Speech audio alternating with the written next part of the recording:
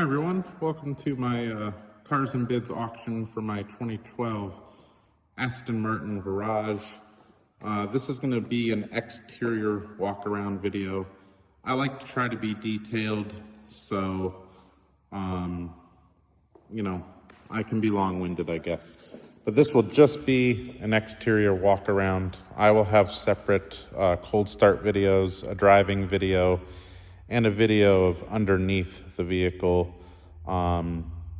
since I have the lift. I've owned this car just shy of 3 years. It needs nothing mechanically. It has very few cosmetic imperfections. It just had a pretty major servicing down at Miller Motor Cars in Connecticut, in Greenwich, Connecticut, which is the dealer. I do a lot of my own work on a lot of my cars, but this is a little newer than I like to work on, and very confined spaces with that big V12. So it's always gone to Miller Motors for whatever it needs. If it's going to stay on the East Coast, I highly recommend Miller Motors. They take care of my Ferrari when I can't figure out something with that. They service also at the Ferrari dealer, they'll service that Alpha for me in the background, which was not a car that was imported here. As well, that DB7 over there is about to head to them today, actually, for a failing fuel pump, or what I believe to be. Anyways, no one wants to hear this, especially a buyer in an auction, but I am pretty divided about wanting to sell this vehicle. I'm putting it up for auction because I just bought that DB7 at auction recently down in Saratoga. And that was Skip Barber's car. So it has a cool story behind it, and I absolutely love the color spec of it. But I love the Virage for multiple reasons. One of which is it's a one model year car. This is the second model to use the Virage name, but it had not been used since the 90s. They only made 1,000 of these cars, and if anyone that knows me knows I like something that's a little bit more uncommon.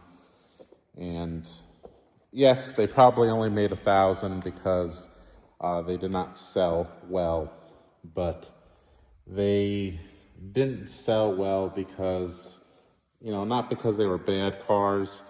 They were really just too similar to the DB9 and DBSs. I honestly think this is the best of both worlds. This car has the carbon ceramic brakes of a DBS, but is not as harsh as a DBS, and is a little bit more peppy and sporty than a DB9 is.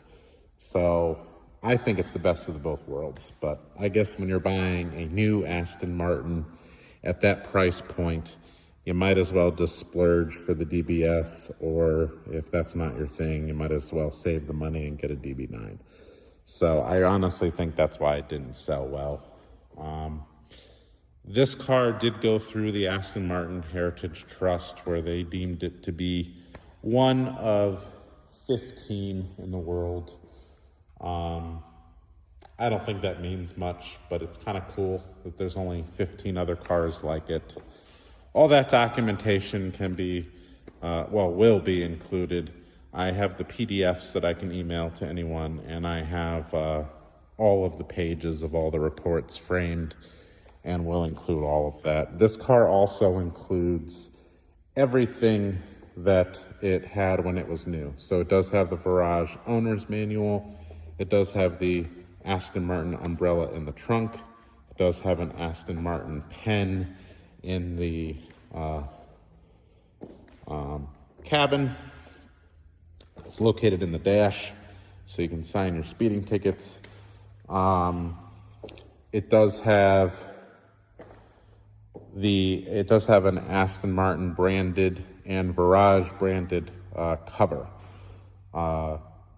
So very rare that all of that stuff is still with these cars. I still do have a crystal key, and I have 2 working spares, and I have another key that does work to start the car, but the buttons on it don't work. Someone in the past tried replacing the buttons, probably to make it easier to see what the buttons were, and kind of screwed up the key in the process. But you have a total of 4 keys, 3 of which work perfectly, including the crystal key that it came with.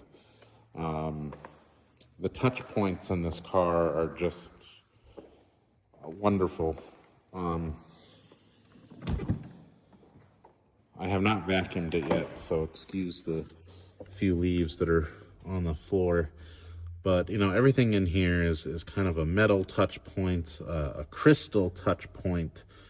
A lot of those parking buttons, brake button, you know, park, reverse, neutral, drive are all crystal. The leather in this car is gorgeous. I think this is Bridge of Weir leather. This is the only imperfection on the inside. There is some wear here on the driver's seat. The passenger seat is not like that.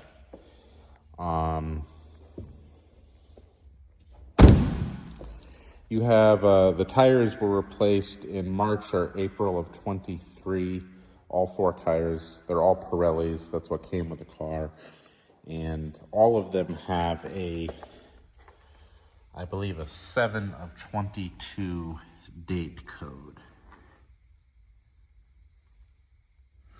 So 722 on driver rear.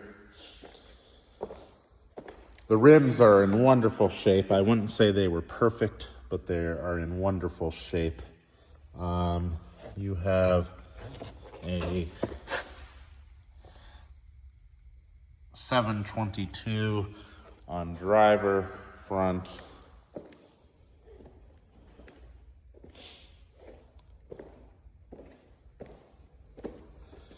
You have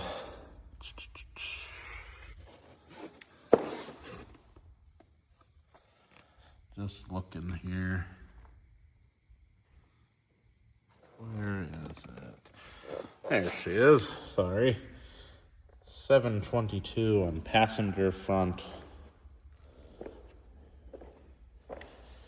And I'm assuming it's going to be the same. Just looking for it.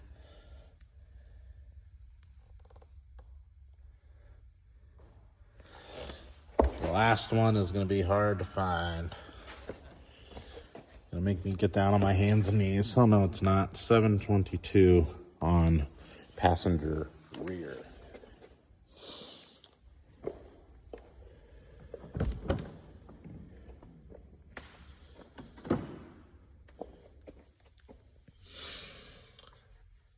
That's your trunk release.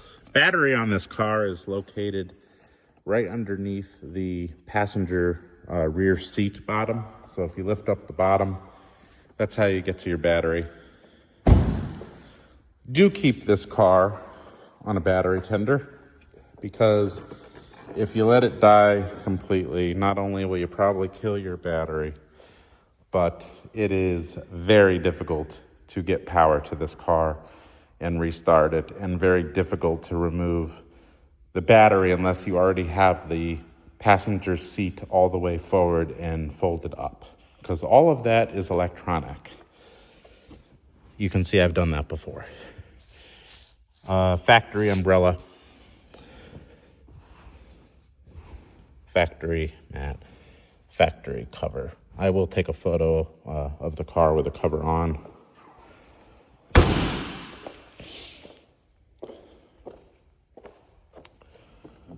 This car does have a Expel ceramic coating and paint protection film on it. There's your sticker right there. The two that are punched with the yellow marks next to them are what it has.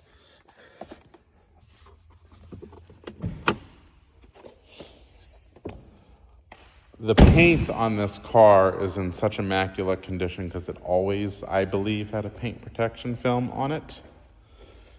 When I bought it, there was, show you the engine quick.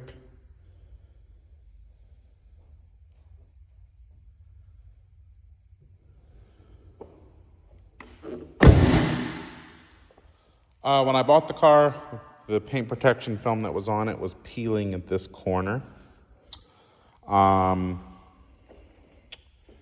Obviously, I had it professionally removed. It wasn't salvageable, and had it reapplied with the expel film. So I believe the front quarter of this car has always had a paint protection film on it. And that is why the paint is in just such wonderful shape. I would have left the film on it if it had not been peeling. It was also kind of yellowed. I don't think the quality of film that they used back in 2012 was nearly as good.